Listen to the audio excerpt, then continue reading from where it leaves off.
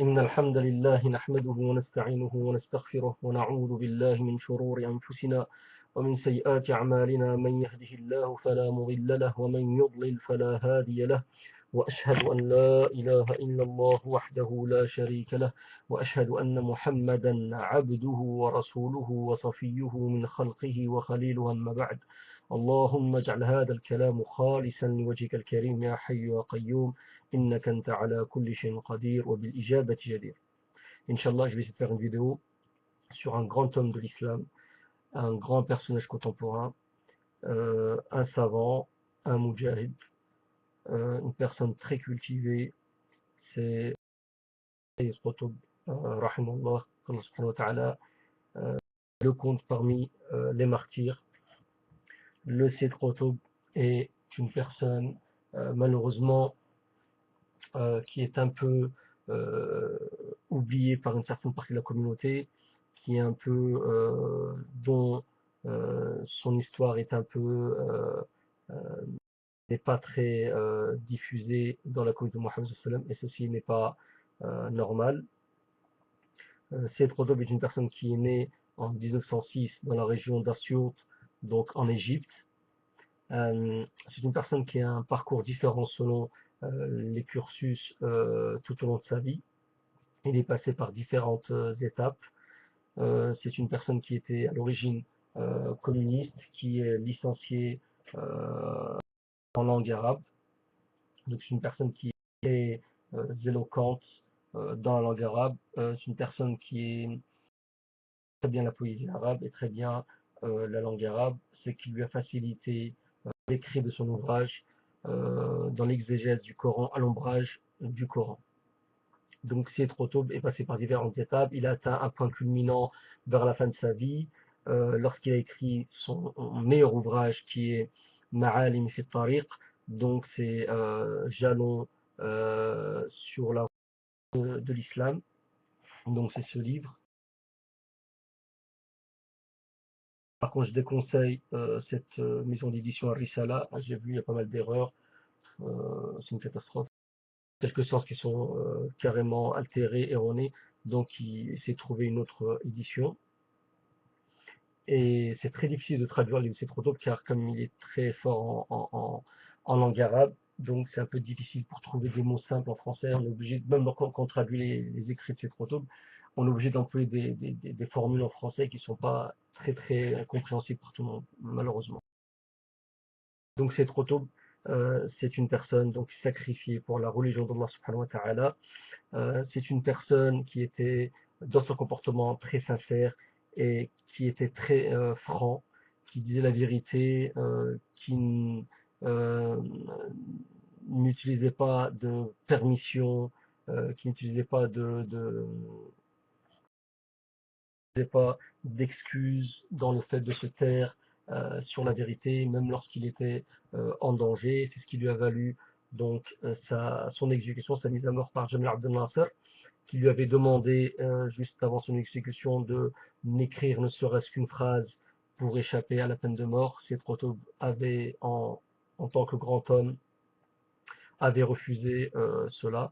Donc je ne pourrais pas citer tous les côtés de la vie de Sayyid Qutb en détail, tous ses livres. Malheureusement, ça me mettrait trop de temps. Je veux juste faire un truc résumé rapide pour essayer d'attirer la communauté Mohammed, la communauté francophone surtout, cet homme-là, pour qu'il puisse ensuite faire des recherches ou lire plus en détail. Et j'invite donc les francophones à étudier l'anglais pour ensuite lire les ouvrages de Qutb. Ce sont des ouvrages que je conseille fortement, surtout à l'ombrage du Coran. C'est un plus dans la théologie islamique, dans le sens où Sayyid Qutb va vous donner la compréhension, la vraie compréhension de la religion musulmane.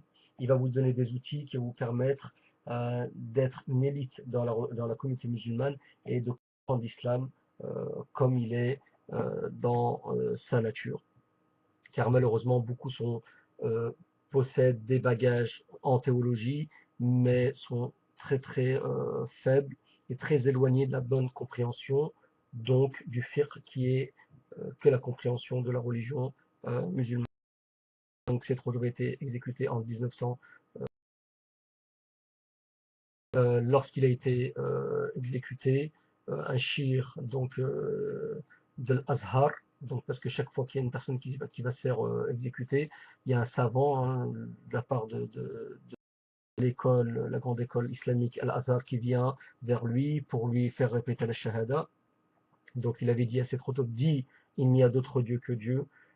Seth Rotob lui avait dit, toi aussi tu es venu parachever cette mascarade. Oh mon frère, nous on est exécutés pour la shahada, donc pour la ilaha illallah, toi tu manges le pain avec la shahada.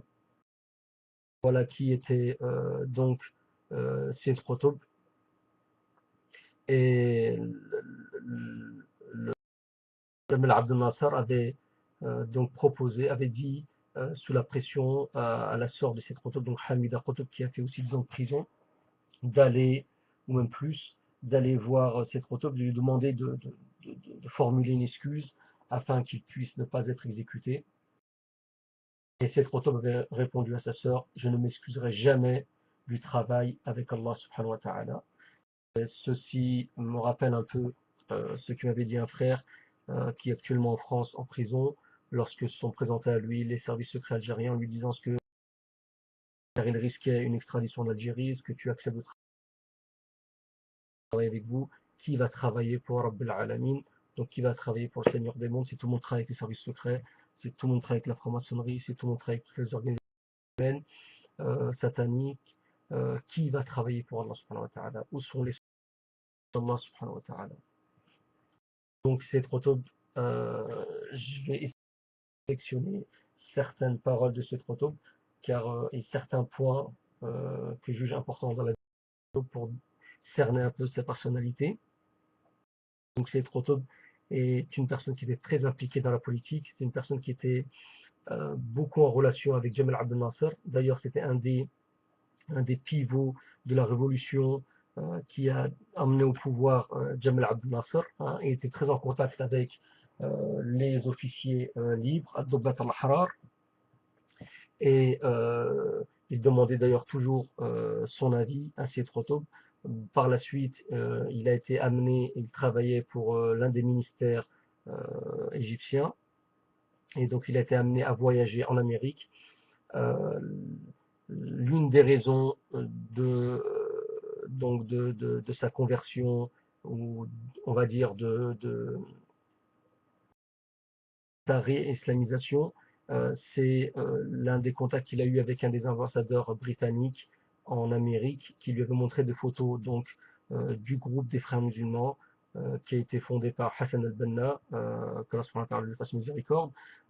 Hassan al-Banna lui-même qui a été assassiné par les forces de sécurité égyptiennes, car il représentait un danger pour ces Égyptiens, ces apostats égyptiens.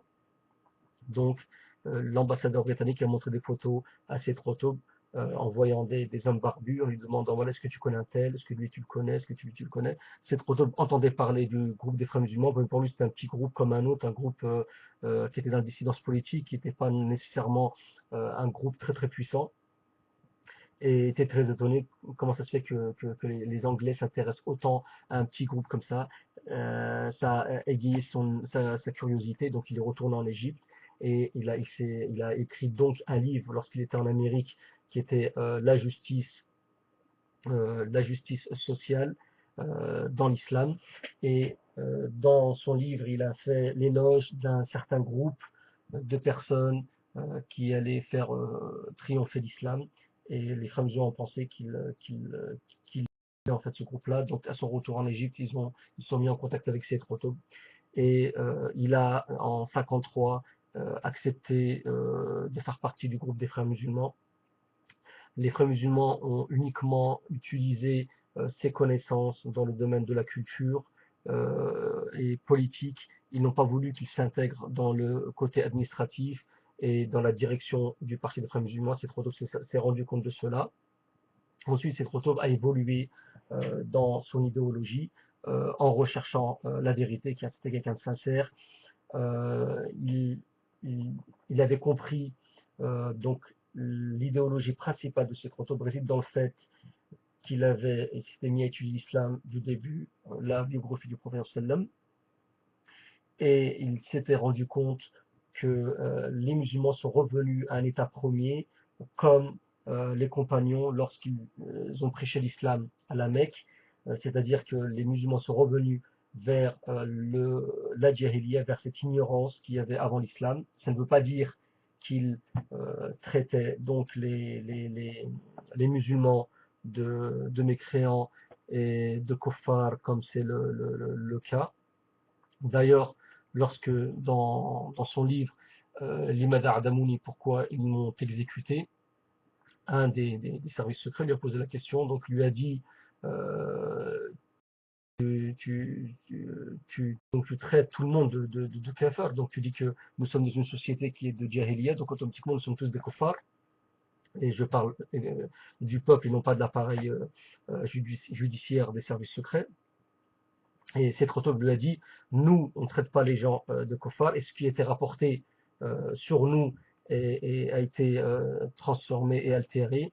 Nous, on dit que les gens, ils sont revenus vers une certaine ignorance de la réalité de la aqidah, de la croyance, et qu'ils n'ont pas une vue véridique donc de la croyance, de la vraie croyance, et qui sont écartés de la vraie vie islamique dans tous les côtés, donc de la vie islamique, tous les domaines dont comprend cette vie-là.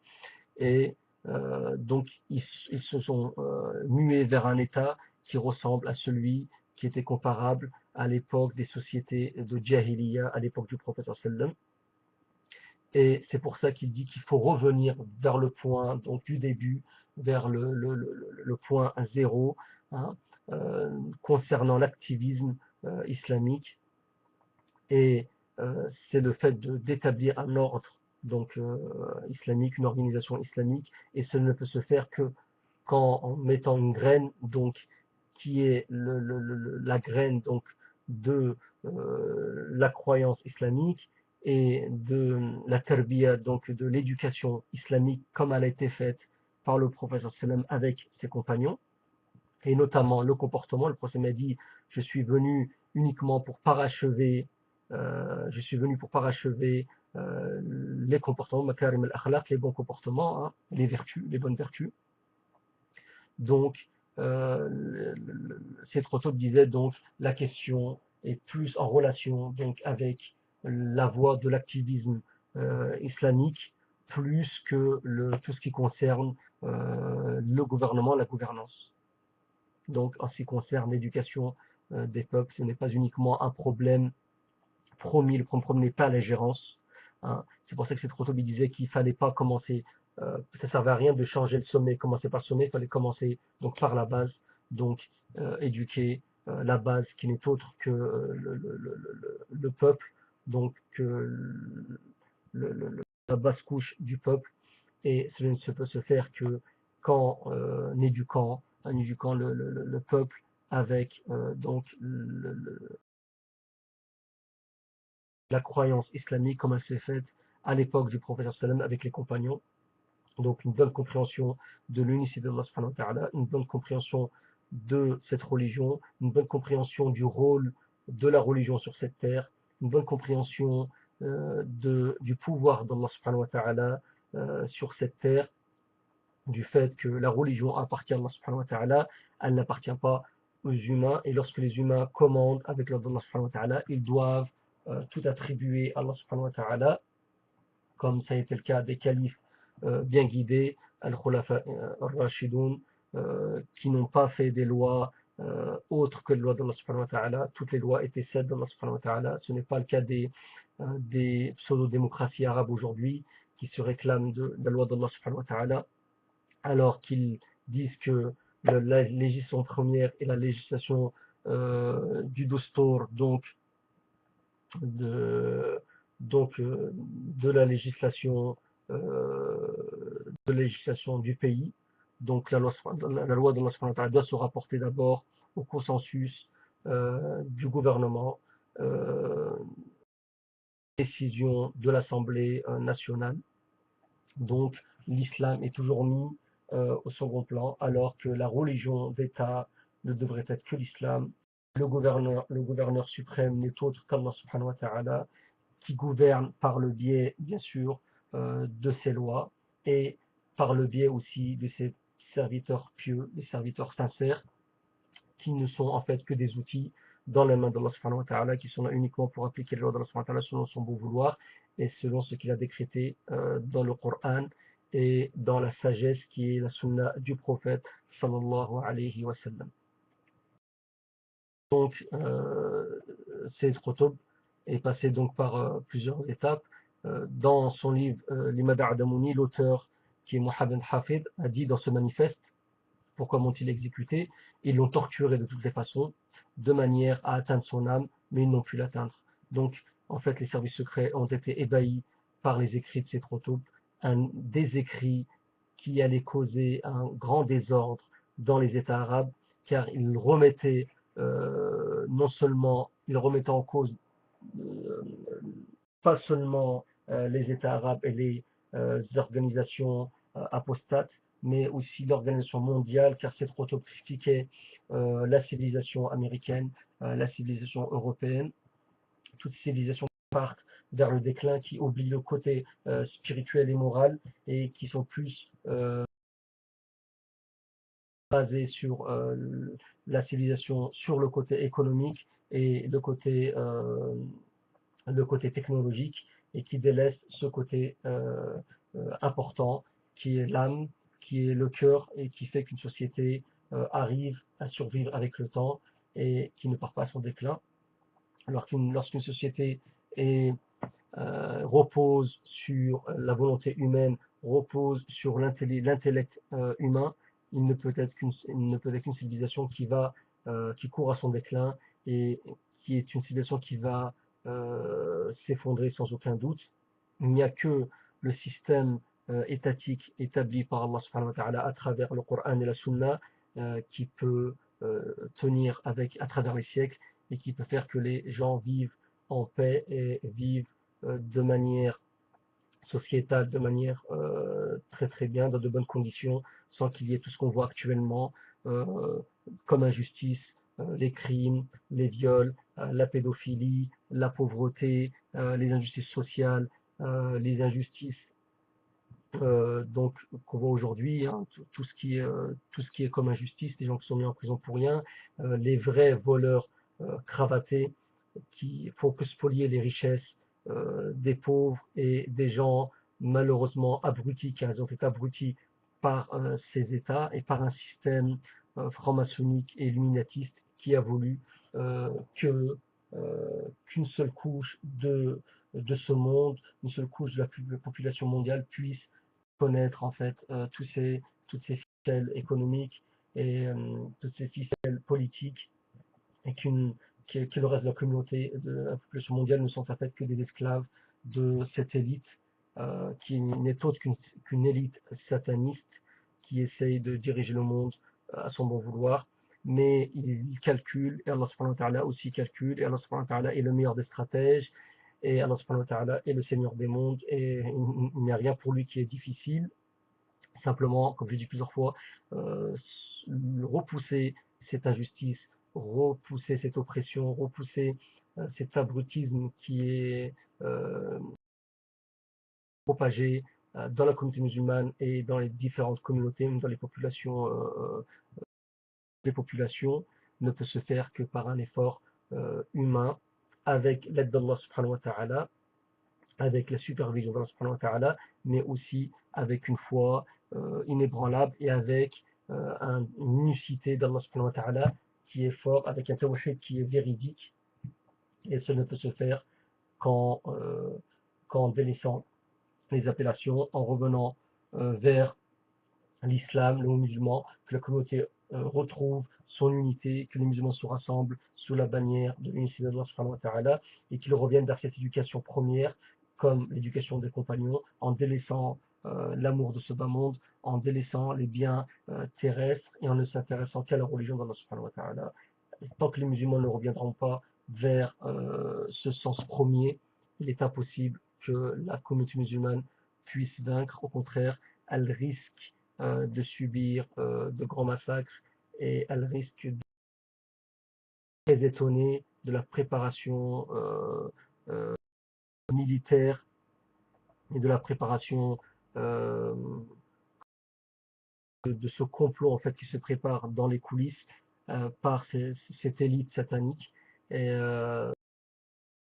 cette élite sataniste. Donc on espère que la communauté Mohammed se réveillera, qu'elle deviendra un peu plus intelligente, qu'elle elle essaie de comprendre tout ce qui se manigance derrière les coulisses, tous ces agents et destructeurs qui essayent de corrompre la communauté de Mohammed sallam.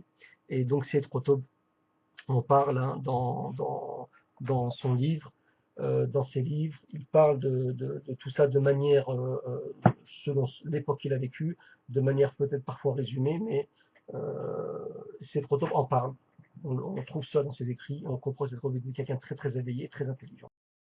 Il dit dans le livre, donc Jalons sur la route de l'islam, ces juifs qui s'intéressent à abattre tous les obstacles, y compris ou plutôt en premier lieu les obstacles de la foi et des conceptions religieuses, pour qu'ils puissent s'infiltrer dans le corps du monde entier, alors que ce corps se trouve là, las et drogué. Donc hypnotisé, on voit aujourd'hui les gens presque drogués, hypnotisés, c'est comme s'ils avaient du mal à se réveiller, comme s'ils avaient du mal à avoir cette vision, distinguer le bien du mal. Et il y a un certain hypnotisme qui est fait par la sorcellerie noire, qui est fait par certains médicaments qui sont diffusés par divers biais, donc ce n'est pas le sujet aujourd'hui. Et c'est trop de continu, il dit, et qu'ils puissent pratiquer leur commerce d'usurier, qui finira par aboutir à remettre le fruit des efforts humains entre les mains des institutions financières usurières juives. Donc ça, c'était dit à l'époque de ces produits dans les années 60. Hein. Donc c'est ce qui se passe aujourd'hui avec les Bilderberg, avec les Rothschild, avec les Rockefeller et toute cette clique, et tout ça. Donc Seth Rothschild était éveillé. Il dit une fois dans son livre, car Seth Rothschild disait que la victoire ne peut venir que lorsque on crée un nawa, donc à solva, donc ce noyau dur, donc qui est que cette graine qui pousse une semence qui devient une plante avec une tige solide et qui ensuite reste stable hein, et qui, malgré les vents, malgré euh, même parfois les ouragans, ne s'effondre pas et reste s'érige de manière forte en place et ne fane pas et ne tombe pas et ne s'arrache pas et reste des racines très très fortes, car ce qui fait qu'une plante reste debout, ce sont les racines, ses ramifications, la quantité de ces racines-là. Et l'unicité d'Allah subhanahu wa ta'ala, la foi, lorsqu'elle s'enracine dans les profondeurs du cœur, donc dans les racines du cœur, fait que la foi, malgré ce qu'on subit dans le monde apparent, malgré les épreuves, malgré tout ça, la foi reste inébranlable, l'homme reste debout, il peut parfois bouger hein, comme une plante avec le vent, mais il est toujours là, il reste toujours debout malgré toutes les subversions. Donc c'est Prophète disait que le prophète avait un noyau dur à la Mecque, il avait éduqué des compagnons pendant 13 ans à l'unicité de Allah subhanahu wa ta'ala uniquement, il n'y avait que ça pendant 13 ans. C'est pour ça que la législation islamique n'est parvenue que pendant la période médinoise. Donc la prière, le hajj et tout cela et la zakat sont venus qu'après. Ils ne sont pas venus pendant la période mécoise. Donc comprenez bien que l'islam ne peut diriger une société, ne peut s'établir dans une société, ne peut tenir avec le temps qu'en passant par une éducation qui va se faire avec le temps. Et c'est trop tôt, vous avez compris ça, donc il appelait à cela, et il avait fait une tentative en prison, car Seth Rothschild avait été emprisonné 2 fois, il a fait une fois, je pense, 10 ans de prison, car on l'avait accusé de devoir faire un attentat contre Nasser, donc c'était qu'un coup monté par Nasser. Et il avait fait une fois, je crois, 2 mois de prison. Il est sorti par intervention d'un notable irakien et il est retourné en prison juste après, pareil. en l'accusant de complot dont il était innocent, car ce n'est pas quelqu'un qui était très actif au niveau militaire, c'était plus au niveau idéologique, et il posait problème pour l'État égyptien plus que des gens militaires, car les militaires ne sont en fait que des, euh, des outils, ne sont que des calages, que des armes, mais ce qui pose problème dans le corps humain, c'est le cerveau, c'est celui qui commande tous les membres. Si vous coupez une main, le corps peut toujours fonctionner. Et par contre, si vous enlevez le cerveau, le corps il ne sert à rien. Donc, les États en général ont peur des idéologies, ont peur des idéologues plus que le côté militaire. Donc, c'est trop avait compris ça. Donc, ils voulaient justement éduquer donc une partie de la communauté de Mohammed en son temps, et il a dit je suis en compagnie en prison avec les meilleurs hommes que la terre a portés, car il a éduqué des hommes. Il y avait des halaqat constantes en prison concernant l'éducation, la aqidah, donc il voulait former ce groupe-là, et il disait il fallait faire aucune action d'ordre militaire ou autre action tant les musulmans n'avaient pas atteint ce degré-là, un degré de préparation à tous les niveaux, au niveau de la foi, au niveau d'éducation, au niveau de l'unité d'Allah subhanahu wa ta'ala. Bon, il faut, bien sûr que ça se fait toujours en corrélation avec la pratique, hein. On ne peut se que qu'en pratiquant. Le côté théorique, ça représente rien du tout, c'est que le début. Quand vous faites un projet ou quelque chose, vous commencez par une étude théorique, ensuite vous commencez de manière pragmatique et pratique, et tout projet qui repose sur un côté théorique ne peut un projet qui va bien sûr logiquement aboutir, et là c'est pareil. Donc c'est trop tôt a voulu éduquer des gens qui étaient dans la pratique, donc en prison ils vivaient cet activisme, ils vivaient cette confrontation entre le bien et le mal de manière pratique. Et donc il y a un moment où parmi ces élèves ont proposé de faire des attentats contre des ponts et des infrastructures en Égypte, et c'est trop tôt très intelligent qui pensait euh, essayer de voir tous les côtés. Quand on voit un projet, on essaie de le voir de manière générale et de manière spatiale. Donc on se met au-dessus pour essayer d'avoir une vue générale, pour ne pas tomber dans, pour ne pas tomber dans l'obturation et le fait de ne voir un projet que de manière réduite, ce qui peut causer beaucoup de problèmes. Et cette photo avait dit j'ai peur qu'en touchant les infrastructures on puisse rendre service aux sionistes, car n'oubliez pas qu'à l'époque c'est trop tôt, il y avait ces guerres entre l'Égypte et Israël, hein, 76, 73, ainsi de suite. Et donc c'est trop tôt, dit j'ai peur qu'en touchant ces instructions, on rende service aux sionistes. Regardez comment c'est trop tôt pensait, et il avait déjà compris hein, qu'en son temps que beaucoup que la mécréance mondiale, hein, que la civilisation britannique et américaine voulait s'initier dans la culture musulmane et voulait diriger et fourrer son nez dans les affaires concernant les musulmans. Et Setrotop donc avait pendant son parcours donc avait subi, comme j'ai dit, la prison. Euh, C'était quelqu'un de très franc, quelqu'un euh, qui comment dire, qui ne faisait pas de concessions sur sa croyance, sur sa aqidah, sur l'unicité Allah subhanahu wa ta'ala. Un jour, son élève lui avait demandé pourquoi étais-tu franc d'une grande franchise lors de ton procès alors qu'il détenait ton cou, donc pouvait te tuer. Setrotop avait répondu car la dissimulation n'existe pas dans le dogme, la aqidah, et parce que le caïd, chef ou l'émir, ne peut prendre de permission de rukhsa. Voilà, donc voilà comment l'islam réussit à triompher, a réussi à tenir sur les époques avec des gens, avec ces piliers de la religion, ces autad, ces abdal, qui font que la communauté de Mohammed ne s'effondre pas.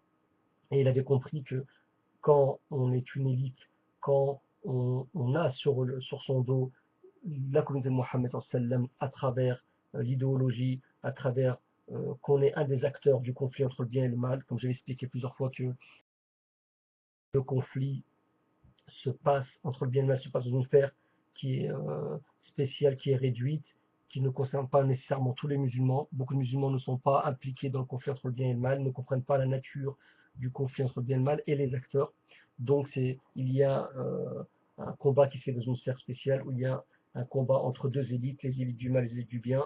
Par les élites du mal, on les connaît, c'est, comme j'ai dit plusieurs fois, les talmudistes, les sabbatéistes, les franquistes, les illuminatistes et tous les formes de satanistes.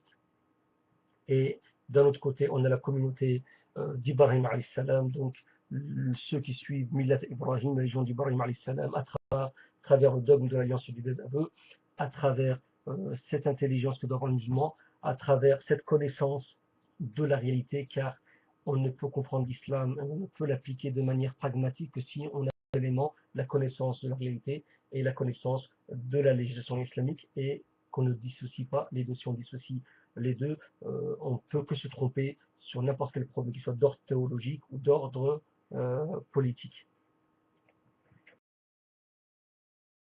Et donc c'est trop tôt. Avant donc qu'il meure, on lui avait demandé d'écrire ne serait-ce qu'une seule phrase pour réduire sa peine à 6 mois. Et ce Trotov avait dit le doigt. Donc c'est une parole qu'on doit écrire avec de l'eau d'or, hein, comme ils disent les Arabes, bima al-dhahab. Hein, il disait ce doigt qui atteste pendant la prière de l'unicité ne peut écrire ne serait-ce qu'une seule lettre afin de justifier la gouvernance du Tarot.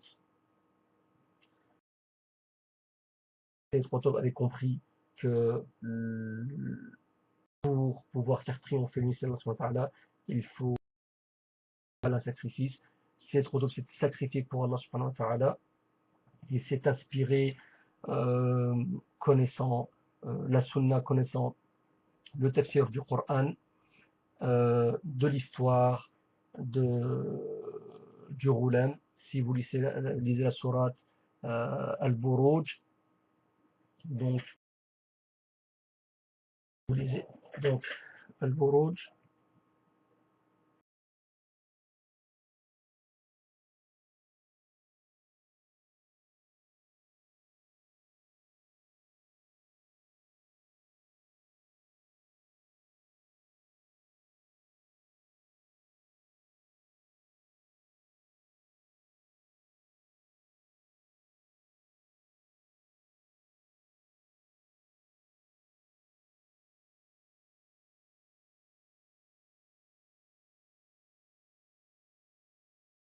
donc si vous lisez la sourate Al-Buruj, les constellations, donc vous avez l'histoire du Roulam, donc de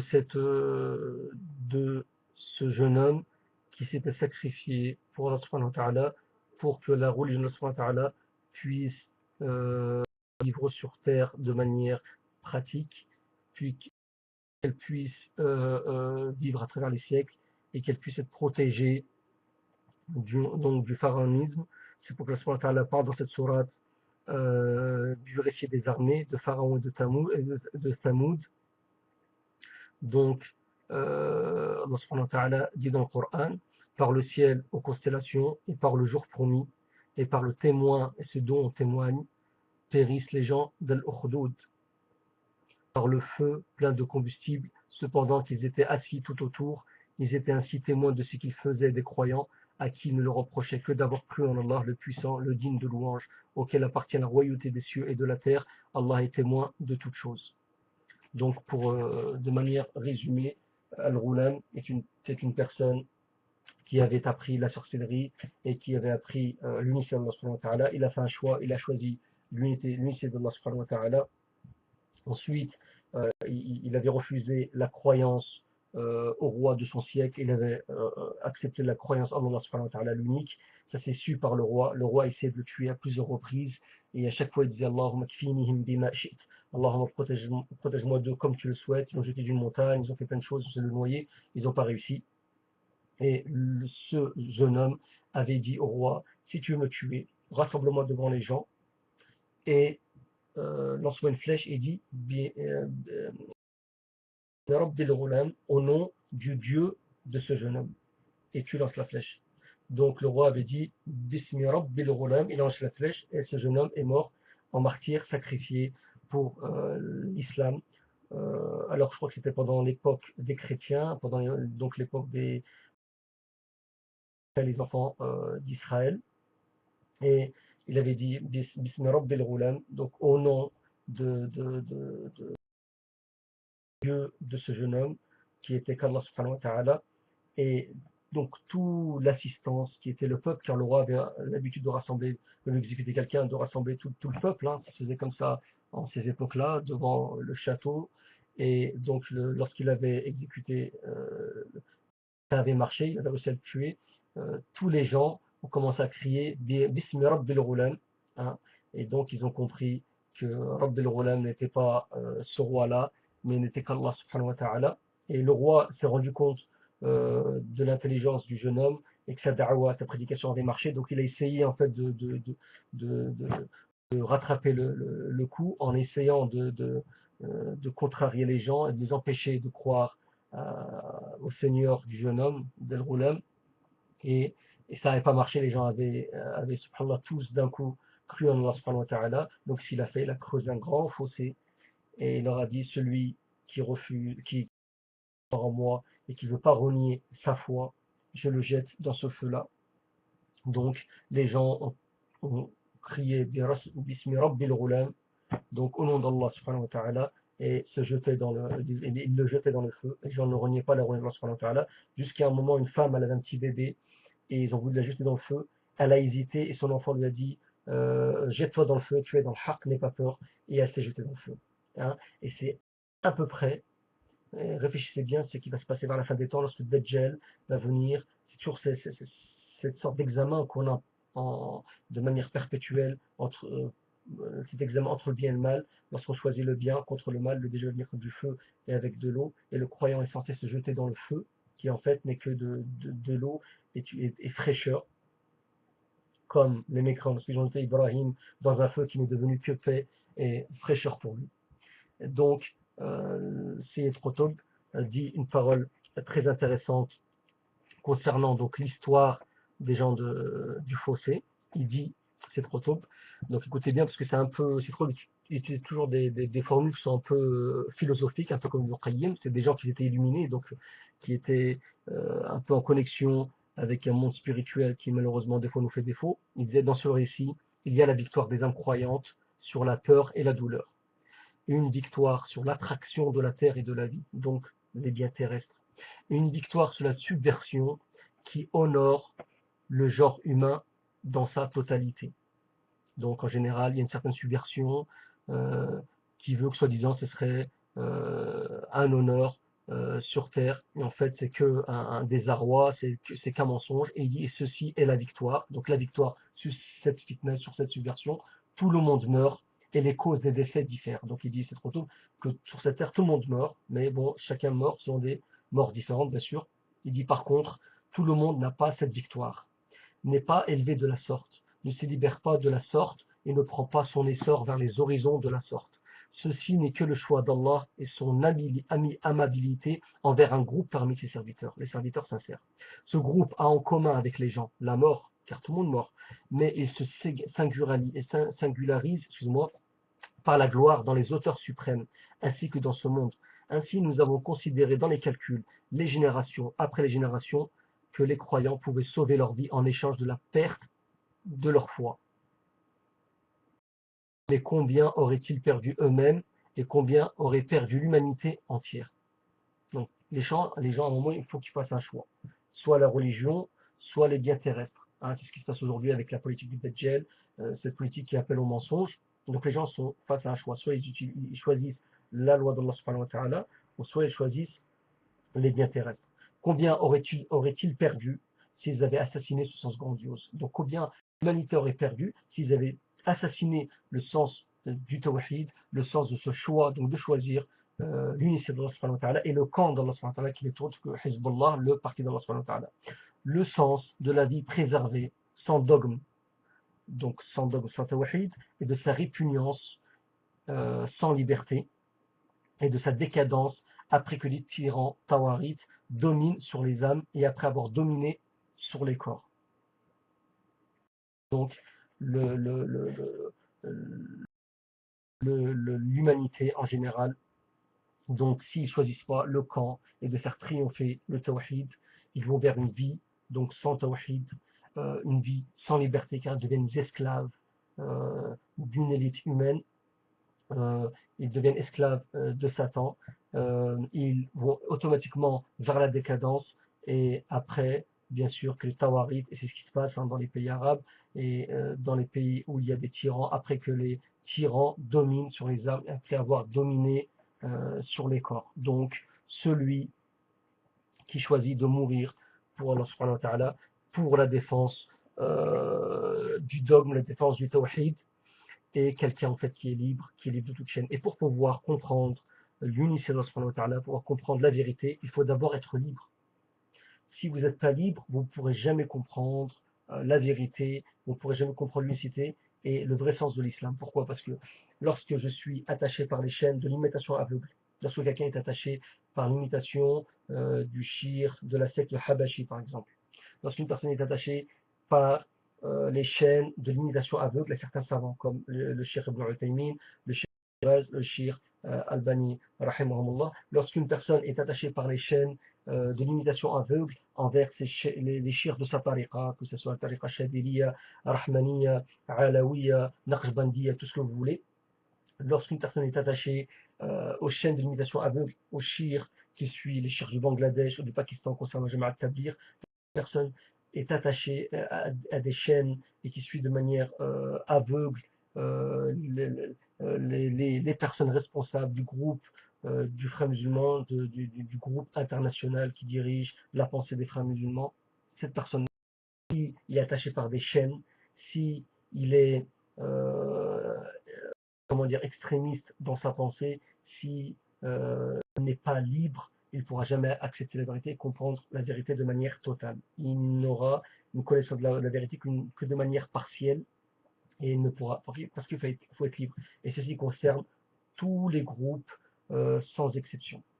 Il faut qu'une personne soit attachée à aucun savant, elle ne soit attachée à aucun groupe, à aucune population. Elle soit attachée qu'à Allah subhanahu wa ta'ala, qu'à son prophète, qu'à l'islam.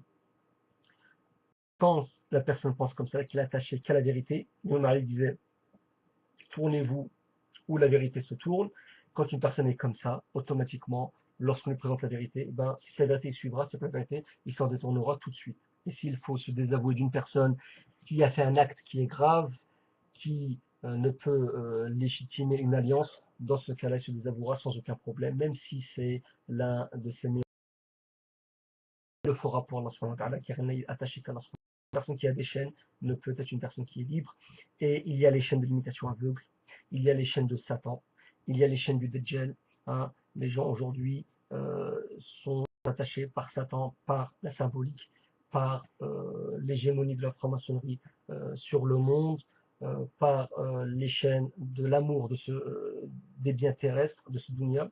Il y a des gens, à un moment donné, où ils vont faire un choix, si par exemple il y a une pression de l'État français ou autre, dans le sens où vous devez délaisser votre religion, délaisser ce combat contre le faux et arrêter de dire la parole véridique, et qu'en contrepartie, soit on vous propose un bien terrestre, soit on vous empêche de jouir de ces biens terrestres, et bien la plupart des gens malheureusement choisissent le côté terrestre, les biens terrestres, et se disent pourquoi je vais me casser la tête à parler de religion, pourquoi je vais me casser la tête à défendre la religion de Allah, je risque gros, je risque la prison, je risque qu'on me mette dans un asile psychiatrique, je risque d'être assassiné, je risque beaucoup de choses, pourquoi me casser la tête?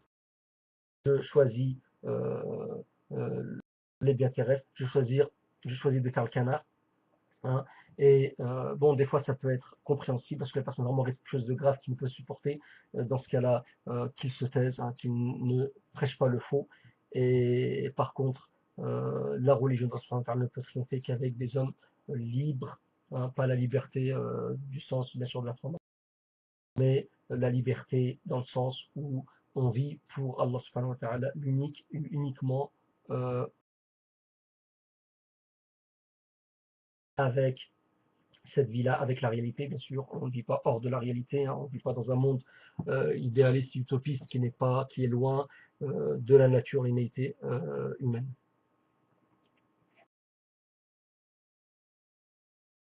Donc il y a aussi un problème concernant donc Sayyid Qutb, beaucoup de critiques sur Sayyid Qutb. Donc je vais lire un des passages que j'avais écrit dans mon livre, l'unicité, la compréhension de l'unicité à la lumière des siècles ou de ce siècle, et je vais lire donc ce passage-là concernant ces critiques qui sont faites vis-à-vis de Sayyid Qutb par beaucoup de shirs à notre époque, et même par des shirs anciens comme Shir At-Tijiri rahimallah, ou Shir Douish, et beaucoup d'autres shirs qui ont écrit, et Shir Abu Bakr Abu Zid, et beaucoup de shirs ont écrit sur Sayyid Qutb. Certains ont été honnêtes, certains ont été justes, certains ont été injustes.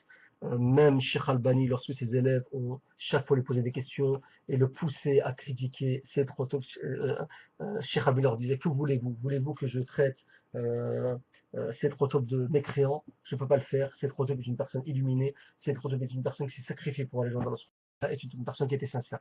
Ça, c'est le jugement du Sheikh Albani, rahimallah. Il y a d'ailleurs beaucoup de shirs qui ont été justes avec Sayyid Qutb. Bien sûr, Sayyid Qutb n'est pas parfait, car il n'y a aucun shir à l'heure actuelle, et d'après ce que j'ai observé, et moi le premier, je ne suis pas un shir, mais même moi en tant que personne tout à fait normale, tout à fait simple, je ne suis pas à l'abri de faire des péchés, de faire des erreurs, et d'ailleurs ceux qui voient en moi une erreur, qu'ils me la signalent, Inch'Allah, je la délaisserai. Et personne donc est à l'abri de faire des erreurs, et tous les shirs font des erreurs comme Sayyid Qutb. En plus, il faut prendre en compte l'époque dans laquelle il avait vécu, les enseignements qu'il a subis. Il a étudié dans des écoles qui étaient ash'ari, donc automatiquement c'est une influence sur sa croyance, hein. Et le fait qu'on est ash'ari, automatiquement on tombe dans des ambiguïtés, dans des paroles qui peuvent ressembler à Wahdat al-Wujud, le fait de la confusion des êtres, car ceci, dès le moment que vous dites qu'Allah est partout, vous pouvez penser un peu, dire de manière inconsciente qu'il y a une certaine confusion entre Allah et les êtres, ce qui est un peu logique. C'est pour ça que les soufis sont tombés dans cela, dans la confusion des êtres, qui était un dogme qui a été en fait propagé par les ennemis d'Allah subhanahu wa ta'ala, qui sont inspirés des autres religions et des autres dogmes qui n'ont rien à voir avec l'islam. Donc je vais lire le passage sur Sayyid Qutb. Il y a une polémique sur la personnalité de Sayyid Qutb, qui n'est en réalité que de la buée sur un miroir.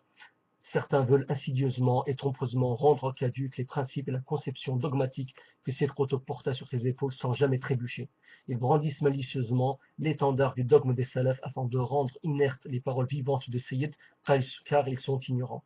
Malgré leur grand contenu théorique et théologique, pour certains d'entre eux, en réalité ils sont ignares. Ils sont ignares de la réalité de cette religion et de sa nature. Ils sont en vérité aussi ignares de la méthodologie des salafs face à ceux qui œuvrent pour cette religion et qui sont sincères. La vraie raison de cette manifestation du désaveu face à Sayyid n'est pas de l'erreur dans un ta'wil, dans une interprétation théologique, ou un avis non fondé, ou des erreurs d'ordre linguistique plus que dogmatique. Elle réside en fait dans le dérangement, dans la contrariété qu'il cause aux gouverneurs, car qui, pour la plupart, œuvrent afin de les satisfaire. Ceci n'est pas restreint au cas de Sayyid, mais à toutes les questions de dogme qui dérangent la mécréance mondiale et l'apostasie, la franc-maçonnerie. Personne parmi les musulmans sincères ou pieux ne cautionnerait les erreurs de Sayyid ou des savants plus anciens et plus intègres que lui. Seule la vérité est cautionnée. Il n'y a pas de privilège, pas de passe-passe dans le domaine du haqq, de la vérité.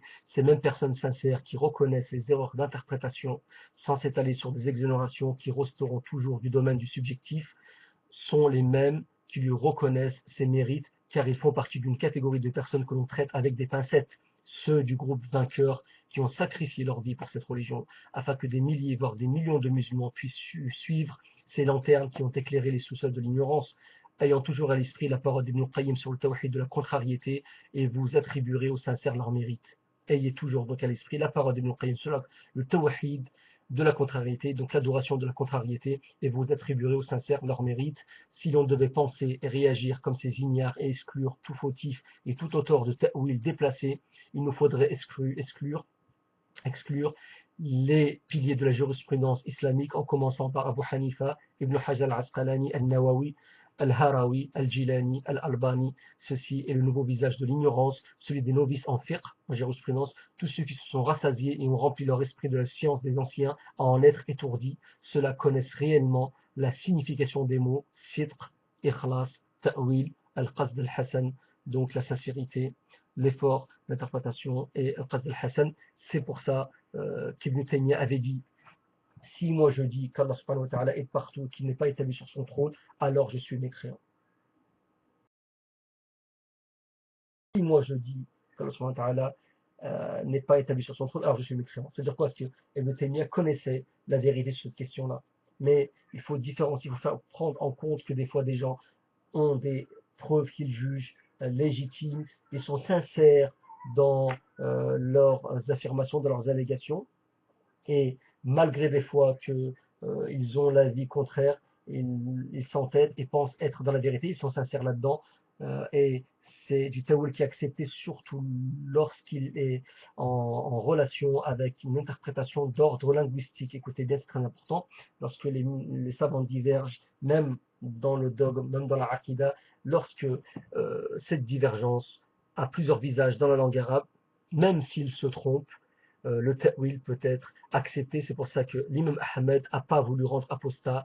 Il ne l'a pas fait parce que il n'avait pas envie, ou pour la maslaha, comme on dit, pour l'intérêt général. Les savants n'avaient pas ce calcul-là, hein, parce que si l'imam Ahmed aurait calculé l'intérêt général, il n'aurait jamais dit, il n'aurait jamais fait ce combat-là contre le fait de dire que la parole de Allah est incréée. Il aurait jamais, il serait jamais mort en martyr pour cela. Mais Mohammed était quelqu'un qui disait la vérité, et s'il considérait que le calife de son temps était apostat, il l'aurait dit, mais le calife de son temps avait écouté des savants qui avaient des interprétations religieuses, théologiques, sur le fait que la parole de Allah est créée selon leur dire, en se basant sur des versets, et ils interprétaient ces versets de manière non pas jurisprudentielle, mais de manière plus linguistique, donc quand ça les arrange. Et donc les savants disent que lorsque un ta'wil a certaines interprétations d'ordre linguistique, il peut être euh, euh, accepté dans le sens où c'est possible que cette personne ne soit pas mécréante s'il est bien sûr sincère. C'est pour ça que Ibn dit: si moi je dis qu'Allah n'est pas sur son trône, je suis mécréant, car Ibn Taymiyyah savait très bien qu'Allah est établi sur son trône, et il a les preuves, et il connaît ces preuves-là. Donc il faut toujours prendre en compte le côté du ta'wil, d'interprétation personnelle, qui est très importante lorsqu'on juge des gens. Il y a des gens qui sont sincères, même s'ils se trompent. Shirkish, qui est une personne qui est sincère, qui est mort en prosternation, qui a demandé à son internet de le faire mourir en prosternation, qui est une personne qui a subi la prison, qui est une personne qui était aveugle, qui se faisait maltraiter même par ses corélégionnaires à l'école d'Al-Azhar, qui a su beaucoup d'épreuves, et qui a toujours dit la vérité, qui est une personne qui est très très pieuse, un grand personnage de l'histoire. Et le shirkish avait un peu de soufisme, avait utilisé certains hadiths qui étaient même mensongers sur le prophète sallam, des hadiths qui étaient d'authenticité très faible, était une personne qui des fois euh, était très tolérante vis-à-vis des chiites rafidites, car c'était le dogme et l'idéologie qui circulait à cette époque-là. Il n'y a pas que lui, il n'y a pas que Shirkish, il y a beaucoup de savants, des ambiguïtés sur le dogme, l'idéologie, et certains ont été éclairés par Allah subhanahu wa ta'ala, comme le Cheikh Abdullah Azzam, hein, qui avait fréquenté toutes ces écoles, comme l'école religieuse de Damas, l'université de Damas, et il avait pu fréquenter beaucoup de chiites, et beaucoup de chiites ont fait son éloge, malgré qu'il divergeait avec ces chiites-là, comme le cas d'Ibn Taymiyyah.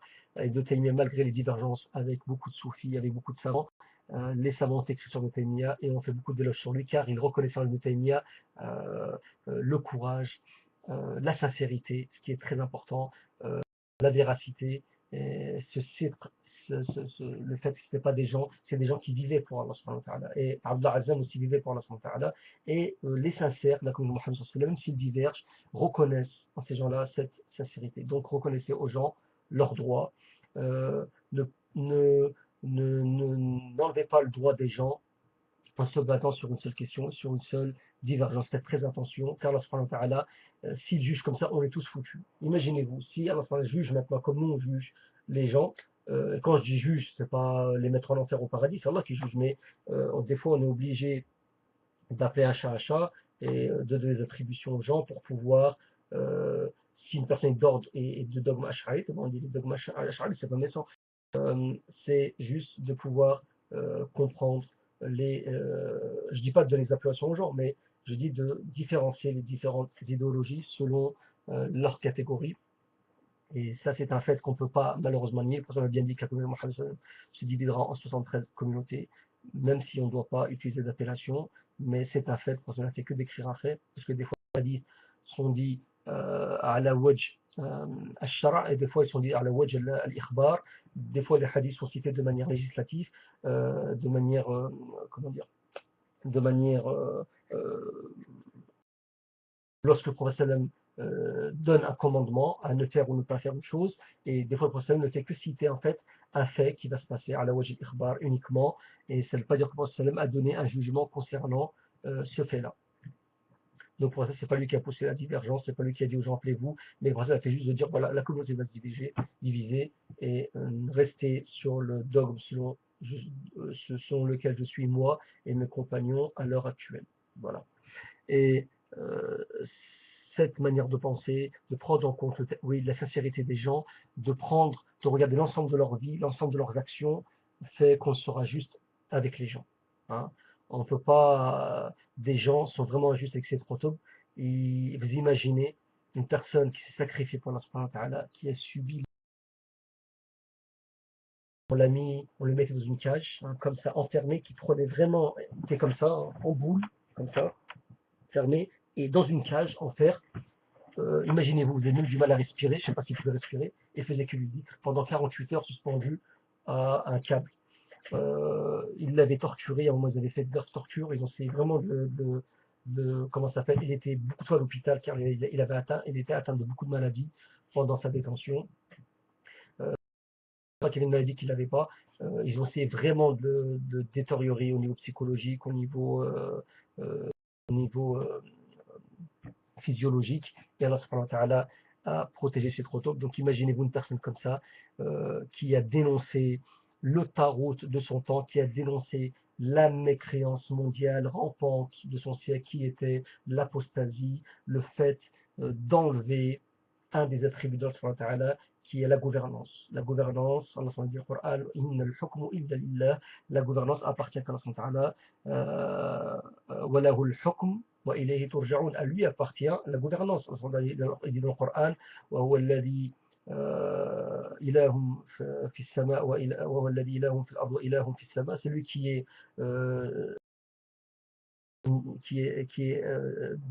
est une divinité, qui est Dieu sur terre et dans l'au-delà et dans les cieux. Allah subhanahu wa ta'ala, c'est lui qui doit régir, qui doit commander sur terre à travers ses pieux serviteurs, à travers les lois qu'Allah subhanahu wa ta'ala a décidé et qu'il a instauré à travers sa parole qui n'est autre que le Coran, et à travers les paroles du prophète sallam, à travers la sagesse qui n'est autre que la sunna du prophète sallallahu alayhi wa sallam. Donc ces prophètes avaient compris qu'était cette mécréance mondiale, il l'avait dénoncée à travers tous ses écrits.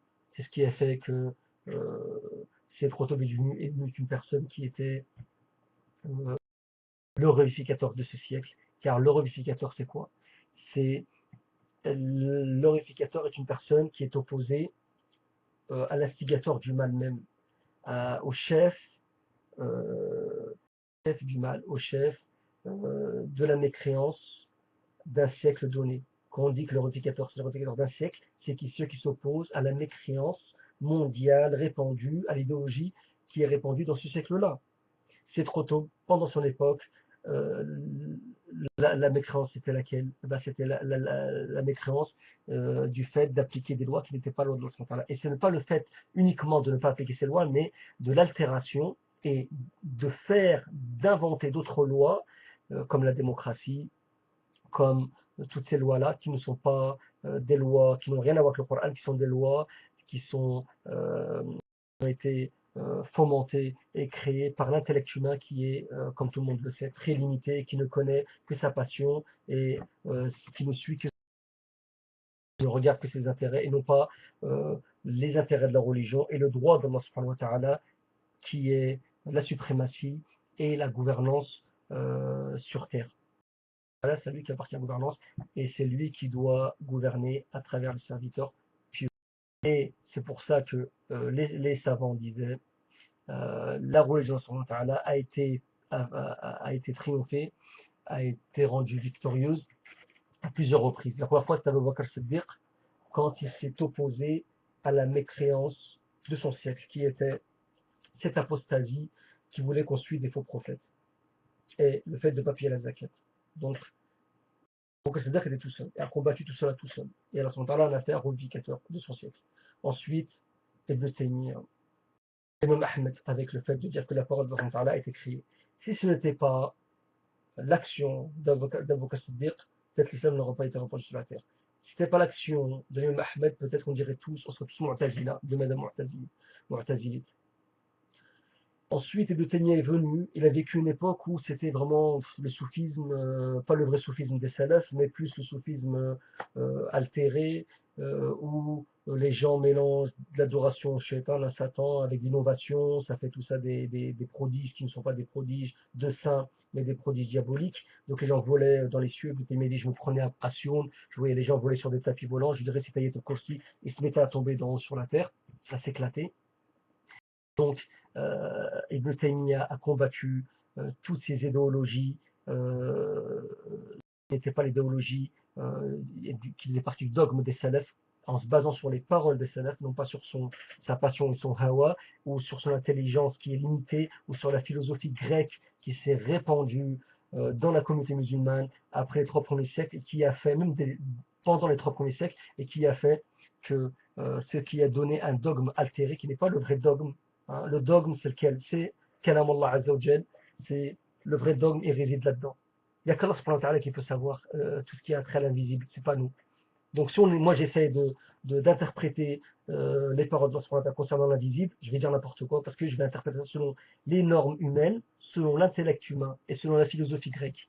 Parce que les philosophes grecs, ils ont des calculs, ils ont essayé de comprendre la vie, ils essaient parce qu'ils ne se basent pas sur le Coran. Donc eux, ils essayent avec leur intellect de comprendre qu'est-ce qu'est la vie. Et c'est ça la philosophie, comprendre et mettre ça sur un écrit et essayer de philosopher, de décrire ce qu'est la vie. Donc ils essaient de comprendre qu'est-ce que le divin, qu'est-ce que l'espace spirituel, l'espace temporel. Ils ont traduit ça avec des lois et ils ont créé des lois, hein, comme le fait que actuellement toutes les lois philosophiques qu'ils ont inventées, mais les savants ont lu Descartes, ont lu Platon, ont lu tous ces gens-là, et ils se sont inspirés sur ces philosophes, et ils ont essayé d'expliquer le Coran à la lumière de la philosophie grecque, et ça a donné un massacre, ça a donné ilm al-kalam, hein, et Imam Shafi'i disait les gens qui suivent ilm al-kalam, on devrait les attacher à des ânes, et les faire traîner euh, dans les villages et les frapper avec nos chaussures. Ça, c'est le chef Eric Deza, qui était celui qui a fait le premier livre sur les règles de la jurisprudence islamique et qui en a fait des règles, qu'on a le récompense pour cela, qui a fixé des règles, des limites, parce que si on ne met pas de limites, les gens vont dire n'importe quoi sur la religion de Allah. Il a fait ses règles, bien sûr, en se basant sur le Coran et la Sunna, qu'Allah récompense. Donc, Ibn Taymiyyah avait combattu cela, avait combattu aussi le laxisme qui s'était répandu de la communauté de Mohammed à travers une certaine mentalité soufie qui veut qu'on s'occupe côté spirituel, qu'on va qu'à la mosquée, qu'on fait que du dhikr et qu'on laisse le côté de la vie, le côté temporel en fait, aux mécréants. Si on s'occupe pas, c'est qui va s'en occuper, c'est les mécréants. C'est pour ça que les soufis ont toujours accepté les différentes colonisations en disant que on n'est pas concerné par cela, on ne s'occupe pas de la politique, on est dans la mosquée, on fait notre dhikr et c'est Allah subhanahu wa ta'ala qui s'occupe. Comme si c'était Allah subhanahu wa ta'ala en fait euh, qui devait gérer la terre tout seul et qui devait défendre sa parole tout seul. Là, si, il n'a pas besoin de la terre, il n'a pas besoin de nous. Pourquoi la devrait s'ingérer dans la terre pour pouvoir défendre sa parole et pouvoir instaurer un État islamique? C'est pas Allah de faire cela. Allah nous a demandé aux musulmans, à ces créatures, de faire cela. S'il veut, il n'a pas besoin. Il kun fayakun, il fait ce qu'il veut. Il construit une terre pour lui, il construit des êtres comme les anges je sais pas, essayer de comprendre. Il a des anges qui l'invoquent du matin au soir, qui ne font aucun péché. C'est pas ça qu'il veut. Il a créé des êtres, et il leur a donné la faculté et la raison de pouvoir discerner. Et Allah veut des gens sincères qui adorent Allah d'eux-mêmes.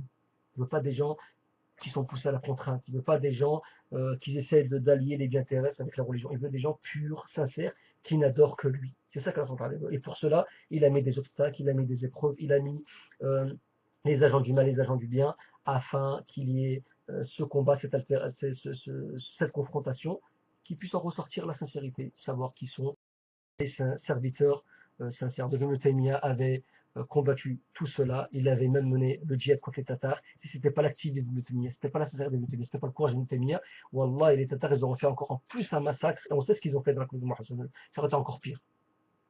Si Ibn Taymiyyah avait raisonné comme les soufistes, on était morts.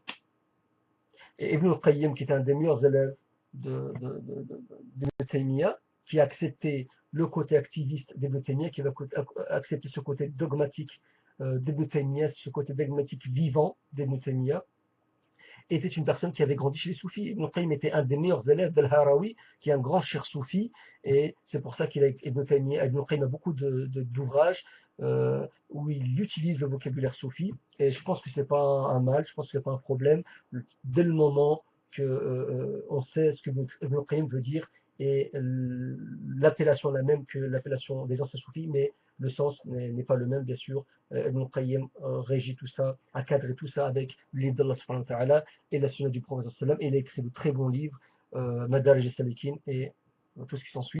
Donc je ne sais pas de m'écarter du sujet, mais j'essaie de vous faire dire que Ibn Taymiyyah avait revivifié son siècle. Si ce n'était pas Ibn Taymiyyah, on serait tous soufis aujourd'hui.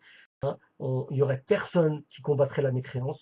Il faut savoir que quand les Français sont allés en Algérie, qu'ils ont colonisé l'Algérie, les Zaouïas ne se sont jamais opposés aux Français. Les seuls qui sont opposés, c'est quelques Zaouïas, quelques chiites qui étaient, alhamdoulilah, sincères, comme Cheikh Abou Amama, qui se sont opposés à la colonisation française, comme Cheikh al-Mukhtar en Libye, qui était Chavili, je pense, et qui avait repoussé la colonisation italienne. Donc il y a des gens sincères, alhamdoulilah, qui avaient ce côté pratique de la religion, qui connaissaient comme la réalité, qu'ils avaient. Et donc Ibn Taymiyyah était un revivificateur de son siècle. Et il y a eu aussi comme revivificateur, des fois des revivificateurs de manière partielle, des fois totale. Hein. Il y avait Abdullah Azzam qui a fait revivre le siècle en rétablissant rétablissant l'ordre du djihad, le principe du djihad pendant le djihad afghan. Les musulmans reconnus ont recommencé à connaître ce qu'est le djihad de manière mondiale et internationale. Et Abdullah Azzam était un des pivots et un des instigateurs de cela, comme Allah le récompense. C'est pour ça qu'il a subi plusieurs tentatives d'attentats. L'attentat lui a donné le martyr. Sa voiture a explosé. Il faut savoir que lui, il a juste une marque sur le visage alors que la voiture a explosé. Ses enfants sont déchiquetés. On a retrouvé des morceaux de chair sur des poteaux électriques, des fils électriques. Lui, Abdullah Azzam, il avait juste une marque ici. Et les gens sont venus, les Pakistanais se sont rués sur son corps et on commence à frotter son corps pour prendre le muscle qui se dégageait de son corps. Et Abdullah Azzam fait pratiquement l'unanimité de la communauté de Mohammed sallam contemporaine sur sa piété et sa sincérité. Hein.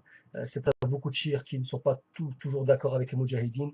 Lorsqu'ils parlent d'Abdullah Azzam, ils sont élogieux à son égard, car Abdullah Azzam était quelqu'un qui avait justement cette personnalité de ces savants-là, comme Sayyid Qutb, comme Ibn Taymiyyah et tous ces gens-là, Mohamed Abdullah, qui avaient allié la connaissance de la religion, les sciences religieuses, avec la pratique et la connaissance de la réalité. Et aussi, Abdullah Azzam était sincère, c'était quelqu'un qui il fait beaucoup de pratiques de la religion musulmane, il fait beaucoup de dhikr, beaucoup de qiyam, beaucoup de jeûnes, et était quelqu'un qui dégageait un certain nombre et que les gens aimaient car les gens sentaient sa sincérité et il avait le souci de la communauté de Mohammed sallallahu alayhi wa sallam. Allah subhanahu wa ta'ala lui accorde le Firdaus, le plus haut culminant du paradis, qui le met à la droite d'Allah subhanahu wa ta'ala sur un trône de lumière. Et j'invite les gens qui connaissent pas Abdullah à étudier sa vie. Je ferai peut-être une vidéo, Inch'Allah, sur la vie de donc, Sayyid Qutb est un revivificateur car justement, à l'instar d'Abu Bakr Siddiq, d'Imam Ahmed ibn Hanbal, de Mohammed Abdel Wahhab, qui avait aussi combattu la mécréance de son siècle, qui était l'adoration des tombes, l'adoration des saints, et chacun de ces instigateurs a combattu. Et je dis que le prochain revivificateur, et il n'y a qu'Allah qui sait qui est cet homme-là, le prochain revivificateur de ce siècle sera le savant, le shir, et j'invite tous les shirs à étudier le problème de l'illuminatisme, le problème de la franc-maçonnerie internationale, et de condamner cela. Et le revivificateur de ce siècle, de notre siècle, sera celui justement qui condamnera la franc-maçonnerie avec les textes d'Allah subhanahu wa ta'ala, du Coran et de la Sunna, qui condamnera le satanisme, qui condamnera l'illuminatisme et toute cette altération et tout le symbolisme pharaonisme qui s'est propagé dans la communauté de Mohammed sallallahu alayhi wa sallam. J'en ai parlé beaucoup dans mes vidéos, donc voilà qui sera le prochain revivificateur de la communauté de Mohammed sallallahu alayhi wa sallam. J'aurais voulu vous lire des passages du livre de Sayyid Qutb. Malheureusement, la vidéo est déjà très longue, car je m'attarde à expliquer parfois et peut-être à m'écarter un peu du sujet, donc je m'en excuse. Je ne suis pas parfait, je ne suis pas vraiment fait pour faire pas professionnel dans le fait de faire des vidéos. J'essaie de faire du mieux. Peut-être que par la suite, je programme le vœu.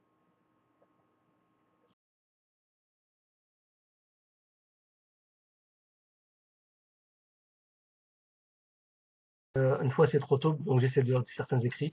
C'est trop tôt, une fois, il lui avait parlé du changement de la gouvernance au Soudan à travers les élections.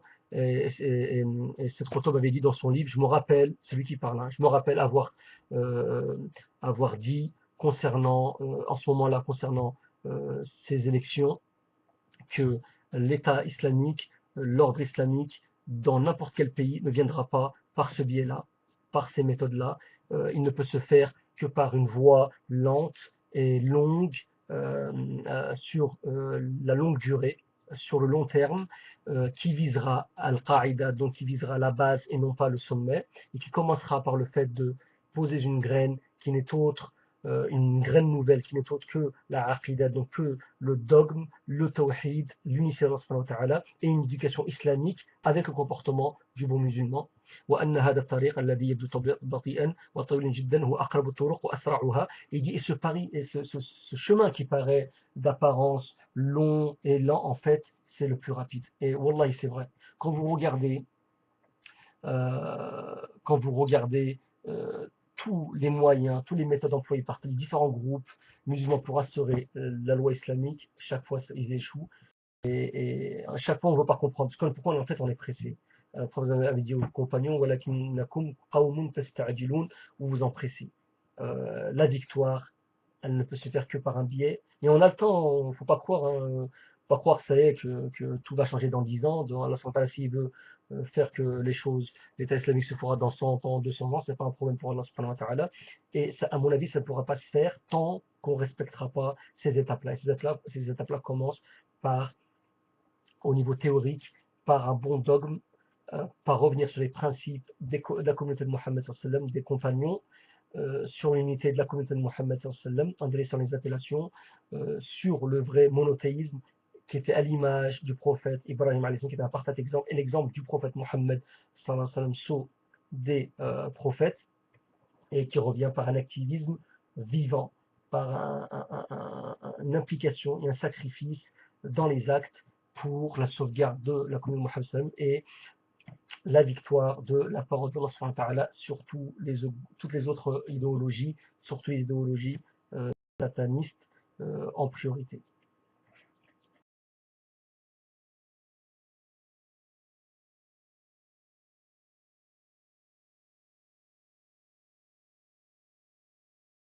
Et concernant la compréhension du complot international, c'est trop tôt.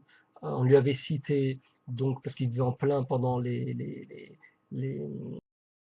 la révolution qui s'était passée en Syrie en ce temps-là, la préparation des frères musulmans pour instaurer un État islamique en Syrie. Donc il y avait des choses qui se passaient en Syrie, et on lui avait cité, et c'est trop tôt disait, donc il disait qu'il ne fallait pas s'éloigner du peuple, hein, du mouvement populaire, car ça permettra aux bassistes de frapper les musulmans, de combattre les musulmans plus facilement. Et il disait, je considère, selon les statistiques et l'étude des faits passés, que le fait que les frères musulmans se sont fait attaquer et les différents partis islamiques se sont fait attaquer, non pas à cause de causes locales, mais à cause d'actes qui ont été faits par un complot fait par les sionistes, par les croisés colonialistes, entraînés pour créer des situations et dans lesquelles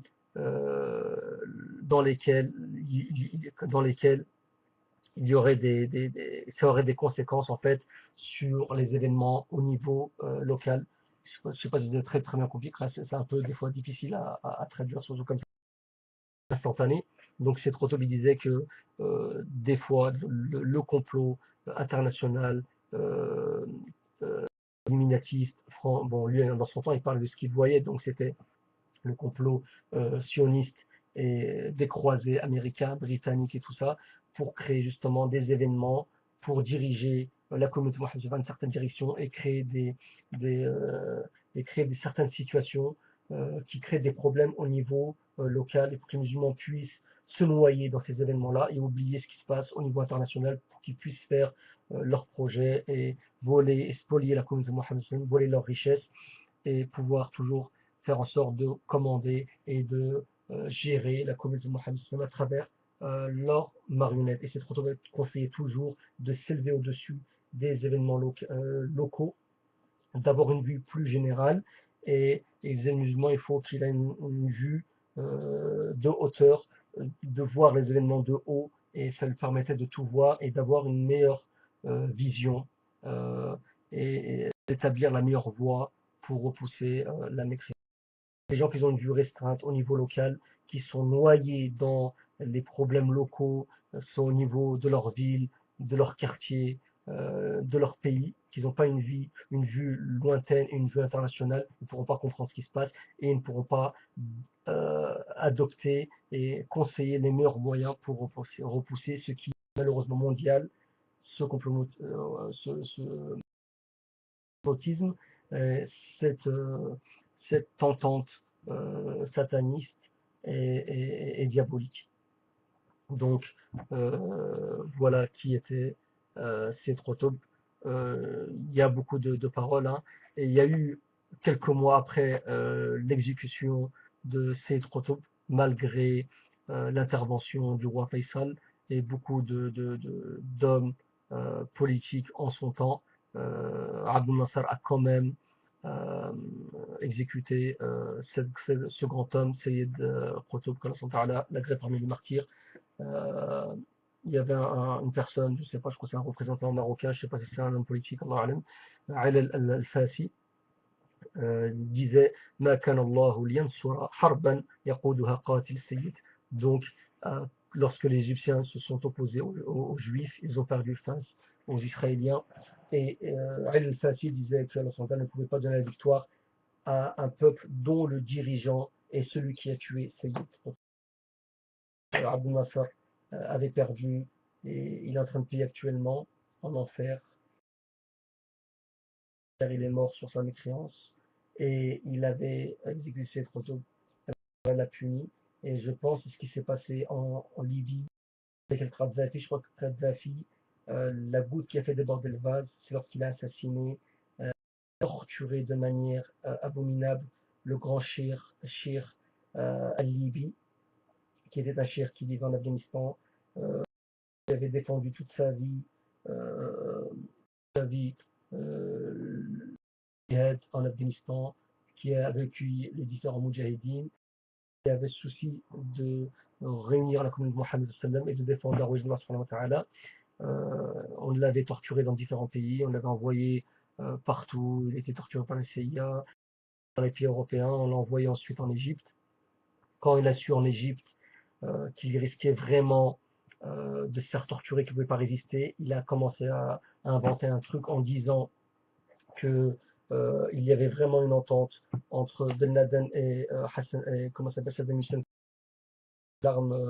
les armes biologiques et nucléaires, alors que c'était faux, c'était qu'une information qu'il a dit comme ça pour éviter la torture. Bush s'est basé sur cette information pour déclarer la guerre à l'Irak, et c'est une information qui est à la base fausse, mais qui avait le risque de se faire torturer. Il a été ensuite envoyé en Libye, on l'a torturé jusqu'à un point où on trouvait sur sa poitrine une ouverture comme ça, donc on a ouvert son cœur. Vraiment, à mon avis, de tout faire pour qu'il. Et je pense qu'il n'a jamais accepté de se plier devant la petite Dajjal. Il n'a jamais accepté devant la mécréance, la franc-maçonnerie internationale. Il est mort, Inch'Allah, martyr. On demande à Allah, Inch'Allah, on espère qu'il soit martyr. Il n'y a qu'Allah qui sait, on nous a Allah ahada. Mais selon son vécu, selon sa vie, selon sa mort, Inch'Allah, il y a beaucoup de signes qui font que, comme le terme Ibn Hajar al-Asqalani, qu'on peut dire Fulan Shahid, s'il y a beaucoup de faits, beaucoup de signes qui vont dans le sens où, Inch'Allah, il est considéré comme étant martyr. Il y a beaucoup de gens qui souffrent actuellement, qui ont souffert malheureusement qui ne sont pas connus. Allah subhanahu wa ta'ala les connaît et c'est l'essentiel, mais on essaie, Inch'Allah, de diffuser leur vie, de diffuser leurs faits, car c'est un peu une injustice. Hein. Les faits des compagnons, beaucoup de faits des compagnons ont été propagés, des salafs aussi. On doit faire aussi être juste avec nos contemporains. Ça fait partie de la bonne louange. C'est pas interdit, il y a un hadith sur ça. Le musulman ne cherche pas la louange, mais si on peut faire des éloges sur une personne qui est morte en se basant sur des faits concrets et une personne qui est sacrifiée pour la parole de Allah subhanahu wa ta'ala, il mérite quand même quelques bravos de notre part, Inch'Allah, quelques doigts de notre part pour qu'Allah subhanahu wa ta'ala puisse les accepter et leur pardonner tous leurs péchés et faire qu'ils dans Al-Firdaus, Inch'Allah ta'ala. Donc voilà, Al-Libi, qui était une personne qui était en plus à Guantanamo, vraiment qui a subi, je vous dis, des tortures. Hein. Des frères m'ont confirmé cela, des frères à la base sont libyens, qui m'ont dit qu'ils avaient trouvé une grosse ouverture ici dans la poitrine. Donc voilà, c'est ce combat pour préserver la communauté de Mohammed, pour protéger la parole de Allah face à Satan, c'est pas de la rigolade. Ne pensez pas que c'est juste des paroles des gens qui se prennent avec des drapeaux. Il y a beaucoup de rigolos, il y a beaucoup de secrets impliqués dans, dans, dans le combat et la préservation de la communauté musulmane. Il y a beaucoup de clochards, il y a beaucoup de menteurs, il y a beaucoup de spoliateurs, il y a beaucoup de francs-maçons, mais il y a aussi beaucoup de sincères. Et ces gens-là méritent qu'on s'arrête sur leur personne, sur leur histoire, et c'est grâce à eux. Hein, c'est toujours la minorité, alhamdoulilah, qui fait que qu'on appelle Al-Abdal. C'est pour ça que vers la fin des temps, ça me dira que Al-Abdal de Sham vont rejoindre Al-Mahdi. Al-Abdal, c'est pas dans le sens soufi, où c'est des gens qui sont dans une mosquée à faire du dhikr. Non, ça ne veut pas être ça, c'est impossible, parce que une personne qui fait du dhikr toute la journée dans une mosquée, je vous le garantis, si vous le ramenez tout de suite, vous prenez de la mosquée, vous le posez dans un terrain de guerre, hein, il va être perdu. C'est pas en faisant du dhikr. Je dis pas que c'est pas important. Le dhikr va vous aider, à condition que vous connaissiez le terrain militaire, à condition que vous avez déjà des notions militaires. Hein. Et une fois, j'ai discuté avec un frère de la Jamaat Tabligh concernant ce problème, et il m'a dit, tu sais mon frère, les Sahaba, quand ils étaient à Badr, ils n'avaient rien comme arme, ils n'étaient pas préparés, Allah leur donne la victoire. Et en partie, c'est faux, car les compagnons, il faut savoir, surtout Al-Ansar, qui ont protégé le Prophète, qui ont partagé la bataille de Badr, c'était de grands combattants, car avant qu'ils se convertissent à l'islam, ils étaient en perpétuelle guerre entre eux. Donc ils connaissaient les compagnons, c'était tous des guerriers à la base. Le Prophète lui-même, dans sa jeunesse, il avait participé à des guerres, il disait même que je passais les flèches à son oncle pour qu'il puisse les remplisser, je ne sais plus comment on appelle ça, on met les flèches. Donc ça avait participé déjà dans sa jeunesse à la guerre, donc les compagnons connaissaient la guerre, les Arabes étaient des guerriers, donc qu'on arrête de dire des choses qui sont contraires à l'origine subhanahu wa ta'ala. Les compagnons, c'était pas des dévots nonchalants, c'était des gens qui appliquaient l'islam de manière, c'était des vrais soufis, hein, dans le sens vraiment sincère du terme, car il y a un certain un certain mensonge sur le mot soufi. Il y a certains qui disent, qui, qui considèrent le soufisme étant un certain ascétisme, où on l'invoque Allah subhanahu wa ta'ala avec des formules considérées secrètes dites par le shir qui le tient d'un shir, qui le tient d'un avocat ou d'un compagnon, ce qui est faux.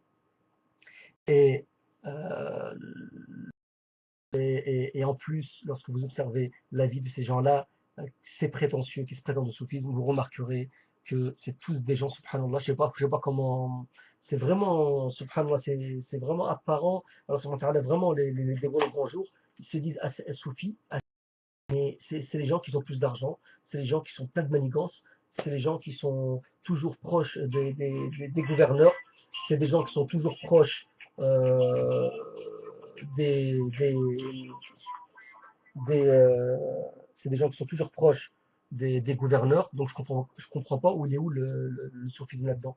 Les vrais ascètes, c'est des gens qui rejettent la vie d'ici bas, ils en veulent pas.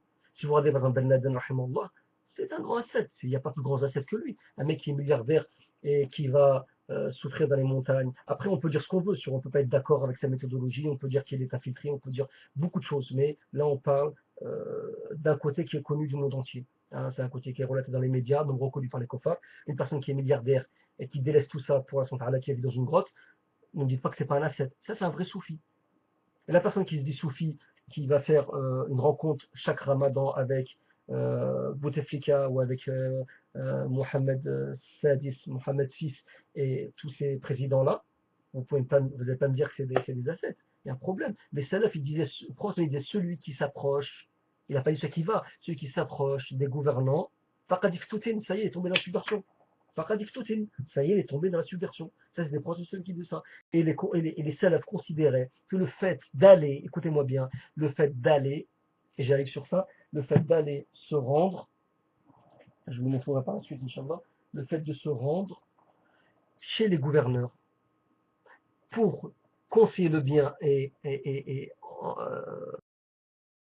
bannir le mal et condamner le mal, il disait que c'était haram. Beaucoup de salafs. Expliquez-moi, il est où le salafisme là-dedans, il est où le soufisme là-dedans? Il faut arrêter les prétentions. Il faut arrêter de prendre pour quelqu'un qu'on n'est pas et toutes ces prétentions qui sont fausses. Hein. Malheureusement, le vrai sens de l'islam, le vrai islam, malheureusement, a été dénaturé aujourd'hui. C'était un vrai soufi. Pour moi, c'était un vrai soufi. Avec son sang, quelqu'un qui était qui dans l'hôpital pour Allah subhanahu wa ta'ala, qui avait souffert, qui était toujours en perpétuel dhikr pendant il était en train de se faire torturer. Une personne qui dit à la fin, moi, toi, au savant d'Azhar, tu dis la ilaha illallah et tu gagnes ton pain pour cela, avec cela, et moi, je dis la ilaha illallah et je meurs pour cela. Et qui est le soufi dans l'histoire?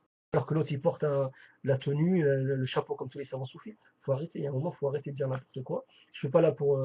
Je vous dis, mon but, je pense que vous l'avez compris, c'est pas d'égayer d'appeler à la division. Je pense à cette division comme ça, on essaie de perdre du temps comme ça. Au contraire, j'essaie de rassembler, mais ce rassemblement ne peut se faire qu'en en établissant euh, une vraie évaluation de la réalité de la communauté mohammedienne actuelle et des fausses prétentions.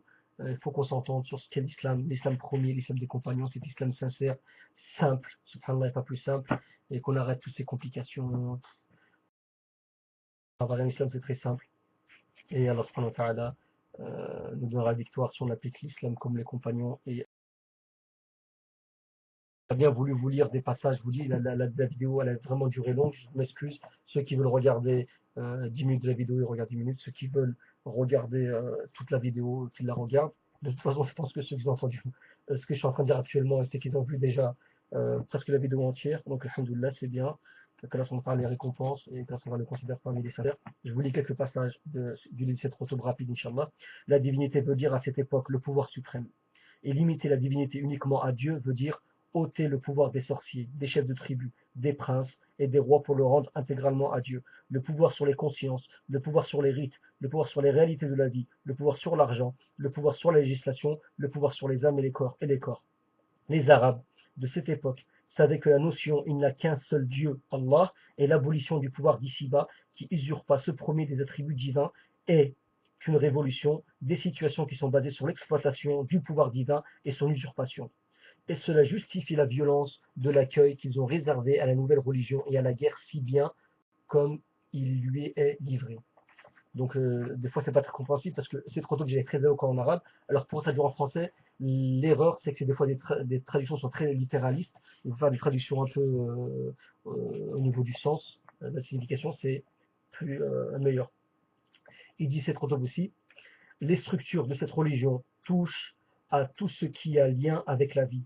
Elles ne laissent échapper aucun détail, qu'il soit petit ou grand, des affaires qui intéressent l'humanité. Elles organisent la vie humaine, non seulement ici-bas, mais dans le-delà aussi. Non pas dans la vie de conscience seulement, mais aussi dans la vie inconsciente. Non pas dans la vie des relations matérielles apparentes, mais aussi au fond des cœurs et dans le monde de la conscience.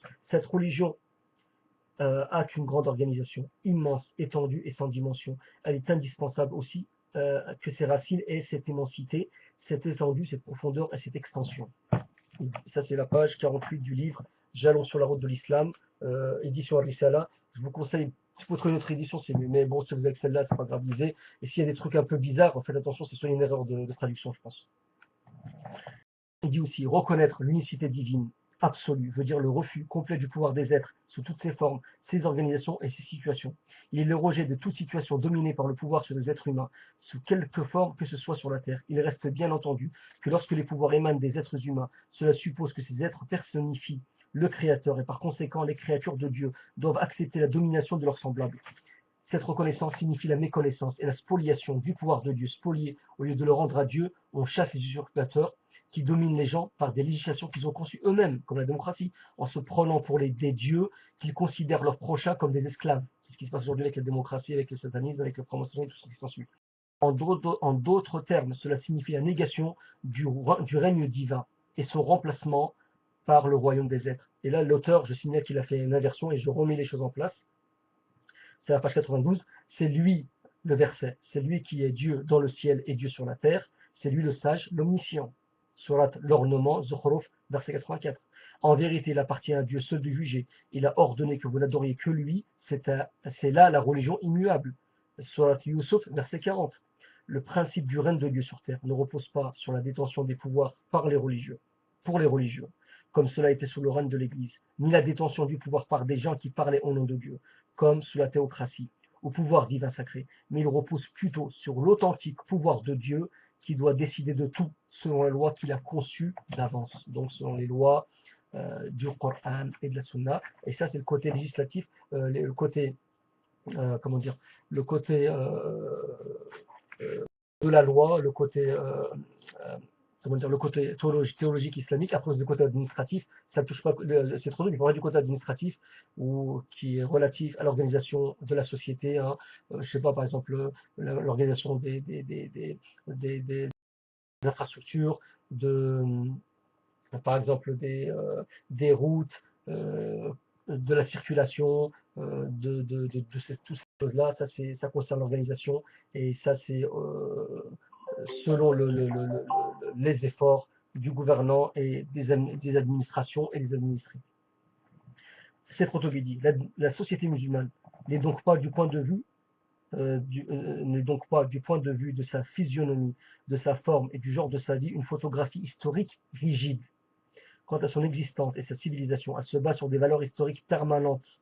Lorsque nous disons historique, cela signifie que ces valeurs sont apparues pendant une certaine période de l'histoire, mais leur nature n'a aucun lien avec le temps. C'est une vérité que l'humanité a puisée de la source divine, ce qui dépasse la réalité humaine et l'existence matérielle en même temps. Donc l'islam, c'est quelque chose qui va à travers les siècles. C'est pas ses vertus, les vertus d'islam, les lois d'Allah subhanahu wa ta'ala, les comportements, les hadiths du prophète sallam ne changent pas avec les temps, à travers les temps. Ce qui change, c'est uniquement tout ce qui est du côté administratif, technologique, administratif, immuable. L'islam traverse toutes les siècles, est une lumière pour tous les l'islam l'a prouvé et c'est le seul garant de toutes les sociétés qui peut garantir la sécurité, non pas que pour les musulmans, mais pour la terre entière. Actuellement, le monde va vers le déclin, le monde encourt à sa perte, le monde va vers une folie démente, va vers des crimes, de la spoliation, du mensonge, une matrice qui est faite par la franc-maçonnerie, l'illuminatisme, par les franquistes, par les usuriers juifs et talmudistes. L'islam, le monde part vers une certaine spoliation du droit divin pour Satan, pour le shaitan. Donc, j'invite les musulmans à ouvrir les yeux, à bien étudier la réalité et à revenir vers les principes. Et ce ne peut se faire qu'avec une lecture de ces gens-là, de ces hommes-là. Je conseille fortement la lecture. Jalons sur l'art de l'islam. Les gens qui trouvent ça un peu compliqué, j'espère, Inch'Allah, que quelqu'un, Inch'Allah, qui aura beaucoup de récompenses, traduira ce livre-là en utilisant des formules toutes simples, des phrases toutes simples pour que ce soit compréhensible pour tout le monde. Il y a aussi le livre de cette photo qui est à l'ombrage du Coran, qui est un très très bon tafsir du Coran, qui est un plus dans la compréhension du Coran. Il ne faut pas utiliser que l'ombrage du Coran, mais et prendre ce tafsir en adéquation avec le livre, l'exégèse d'Ibn Kathir, de Adwal Bayan de Cherchankaiti, qui est plus du côté littéraliste et purement théologique. C'est trop tôt, c'est plus le côté de la compréhension, si je pourrais dire entre guillemets philosophique, et pas philosophique, hein, mais plus le côté de la compréhension de la religion. Il essaie il essaie notre réalité, la réalité de son siècle. Et quand on lit l'ombrage du Coran, il parle de choses qui se passent actuellement. On dit subhanallah que l'ombrage du Coran est encore d'actualité. Hein, c'est pas un tafsir qui est périmé, alhamdoulilah rabbil alamin. Et donc, euh, éviter toute critique à l'égard de cette route qui n'est pas juste. Je le dis, cette route a des erreurs, comme tous les savants. Cette route a été influencée par le dogme ash'ari, et c'est pas le seul. Hein. Il y a beaucoup de bons savants, de personnes sincères qui sont dans le dogme ash'ari. Hein. Vous avez même en Tunisie, un bon lecteur de Coran d'ailleurs, un des meilleurs lecteurs de Coran. Donc, il ne faut pas être injuste avec les gens. On fait une nasiha, on peut débattre avec les gens, leur prouvant que la vraie croyance, le bon dogme, c'est pas ça. Mais on n'enlève pas aux gens ce qu'Allah subhanahu wa ta'ala ne leur enlèvera pas le jour du jugement, c'est-à-dire leur piété, leur crainte, leur sacrifice, leurs bonnes actions. Donc, ne faites pas qu'une chose qu'Allah ne fera pas lui-même. Craignez Allah subhanahu wa ta'ala, craignez Dieu et soyez juste avec les gens. Hein. Euh, les crapules, ça restera les crapules. Les mauvaises personnes, elles sont connues par tout le monde. Ces gens-là, critiquez si vous voulez perdre du temps. C'est pas moi qui vous dira de ne pas critiquer. Hein. Les gens comme Shalroumi, tout ce clic, Abou Bakr, la Dalil, je sais pas qui. Même si moi, ça m'apporte rien de critiquer les gens comme ça pour aucune raison. Mes critiques, c'est surtout sur le niveau théorique, le niveau idéologique. Les personnes, de toute façon, elles m'apportent rien et elles auront des comptes à rendre. Elles se font du mal à elles-mêmes, en fait. Hein. Et on espère, au contraire, malgré ça, qu'Allah guide tous ces gens-là, même Shel Roumi, même qui vous voulez, même les Talmudistes, les francs-maçons, qui vous voulez. Nous, on espère en premier temps qu'Allah guide ces gens-là. C'est ça notre but. On est sur terre pour cela. On n'est pas là pour enfoncer encore les gens plus. Allez, vas-y, rentre en enfer. Vas-y, va brûler dans le feu. Au contraire, on essaie de les tirer. Et c'est pour ça ce qu'il y a dans le hadith. C'est d'essayer de tirer les gens, de les prendre, de les sortir de l'enfer. Et je comprends pas, eux, ils s'enfoncent dans l'enfer et tu les barres dans l'enfer. Donc, notre objectif, c'est ça. C'est pas, on n'est pas là pour forcer les gens à aller en enfer. Forcer les gens à s'enfoncer dans leur mécréance, dans leur innovation, en disant, toi, t'es comme ça, toi, t'es comme ça, toi, t'es comme ça. Non. On dit, voilà, toi, tu as de belles qualités, ça, ces défauts-là, hein, déjà d'être juste. La personne, quand elle voit qu'on est juste, après, elle a plus de facilité à accepter la nasiha, le conseil. On fait conseil de manière euh, euh, respectable, polie, comme Moussa s'est adressé à Pharaon, qui était la pire des créatures, qui était le chef de la mécréance, après le Shaitan, hein, la légion de Pharaon. Allah a dit qui appellent en enfer, et malgré ça, Allah a dit une parole douce et gentil à Pharaon, peut-être qu'il reviendra, peut-être que des fois, subhanallah, quand, avec un beau comportement, avec des belles paroles, avec des bonnes actions, ben, subhanallah, des fois, même des gens qui veulent jouer les durs, vraiment adeptes du shaitan, sans pitié, qui n'ont pas peur, qui disent, moi, la lumière, ça me fait pas peur, moi, l'islam, ça me fait pas peur, je résiste dans mes créances, dans mon coffre, dans mon satanisme, je vous jure, des fois, avec un bon comportement, ça fait un plomb qui est un fusil qui pète dans leur cerveau, en fait. Ils comprennent pas, ils disent, non, mais il y a un problème. Et ça peut les faire revenir vers la vérité, car c'est Allah subhanahu wa ta'ala qui guide, et Allah subhanahu wa ta'ala guide, peut sortir des gens qui sont vraiment enfoncés dans les ténèbres, et ça s'est fait à l'époque du prophète, ça s'est fait aujourd'hui, ça se fait donc, qu'Allah subhanahu wa ta'ala guide l'humanité entière, qu'Allah subhanahu wa ta'ala fait rentrer tout le monde au paradis, qu'Allah subhanahu wa ta'ala nous donne la tolérance, qu'Allah subhanahu wa ta'ala nous donne la patience, qu'Allah subhanahu wa ta'ala nous enlève la haine, euh, euh, donc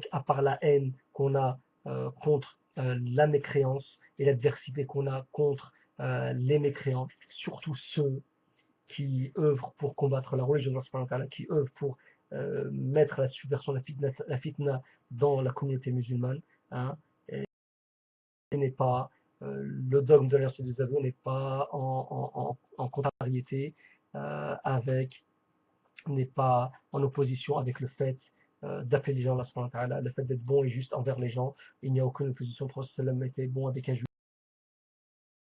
Il mettait toujours des ordures devant chez lui. Le prophète malgré ça, il disait rien, il rejetait les ordures, il rigolait. Le prophète une fois, le prophète n'a pas vu d'ordures, il s'est inquiété, vous imaginez, il est parti voir sur son lit il était malade, il a fait da'wa, son père savait, les juifs connaissent la vérité, ils savent que les musulmans sont dans le haq, ils le savent, surtout les rabbins. Et il lui avait dit, écoute, Abel Qasim, il appelait Abel Qasim, écoute-le, il est sur la vérité. Et c'était, ça c'était le prophète, sallallahu alayhi wa sallam. Le prophète, c'était celui qui avait attaché le, le responsable de Bani Saqif, qui était un grand ennemi de l'islam, à côté de la mosquée pour qu'il observe le comportement du musulman, cette solidarité, cet amour. Et le prophète s'occupait bien de lui et lui avait dit ne vas-tu pas attester qu'il n'y a qu'Allah et que je suis le prophète sallam. Et il disait non pendant 3 jours. Ensuite, il l'a libéré. Il y a un plomb, un fusible qui a pété. Comment moi, grand ennemi de l'islam, le prophète sallam me tient pendant 3 jours, me traite pas mal et en plus il me libère alors qu'il aurait pu me tuer facilement. Et ça, c'est l'islam. Ça, c'est en priorité, ça, c'est l'islam. La priorité, c'est pas le châtiment, la punition. Ça, c'est vraiment que pour à titre préventif pour repousser le mal. C'est à titre dissuasif. C'est pas, on fait pas ça à titre avec plaisir. On n'est pas là pour, je vous dis, pour l'islam, c'est pas l'effusion de sang, c'est pas c'est que des moyens que des fois on utilise car on n'a pas le choix et car Allah connaît l'humanité, connaît les humains et sait quel est le remède adéquat pour chaque situation. Hein, quand vous avez des gens qui ne comprennent aucun langage, ils sont satanistes, qui s'en foutent de ce que vous pensez, qui s'en foutent aucun, ils s'entraînent en fait à pas avoir de sentiments, de pas avoir le cœur pur. Ils essaient de rien ressentir. S'ils voient des morts, ils voient des bébés qui sont tués, brûlés, sacrifiés, pour eux, il faut que ça leur fait rien. Ça, c'est la franc-maçonnerie. Ça, c'est ce qu'ils apprennent dans les temples. Donc, quand vous avez des gens comme ça, excusez-moi, mais comment vous voulez raisonner? Mais vous allez leur parler, ils s'en foutent. Vous allez leur dire quoi? Ça y est, dans leur cerveau, il dit j'entends rien, je vois rien. Eux, c'est ça. C'est ça, et voilà. Ça, c'est leur croyance. Et ça, c'est leur croyance. C'est la croyance de la franc-maçonnerie. Donc, quand vous avez des gens, comment vous leur parlez? Avec quel langage? Allah, lui, il sait tout. Et quand Allah, soyez convaincus, quand Allah dit faire quelque chose qui est établi dans le Coran avec des preuves convaincantes, ne doutez pas. Allah, il sait ce qu'il est. Nous, on ne sait pas. Bon, excusez-moi parce que vraiment, j'ai fait une vidéo qui est très longue. Voilà, j'ai dit ce que j'avais à dire. Et en plus, ça fait un moment que j'ai pas fait de vidéo. Donc, si j'espère que les gens ne m'en voudront pas pour ça. Je n'ai pas oublié de regarder la vidéo entière, mais ils m'appellent, leur regarder, donc alhamdulillah, faites-moi de dua et qu'Allah subhanahu wa ta'ala, Inch'Allah, nous mette parmi les sincères et qu'Allah subhanahu wa ta'ala guérit la communauté Mohammed qui est atteinte par la sorcellerie, par l'imposition, l'hypnotisme rampant du Dajjal, qu'Allah subhanahu wa ta'ala éclaire les visions et éclaire les cœurs. سبحانك اللهم وبحمدك أشهد أن لا إله إلا أنت أستغفرك وأتوب إليك السلام عليكم ورحمة الله وبركاته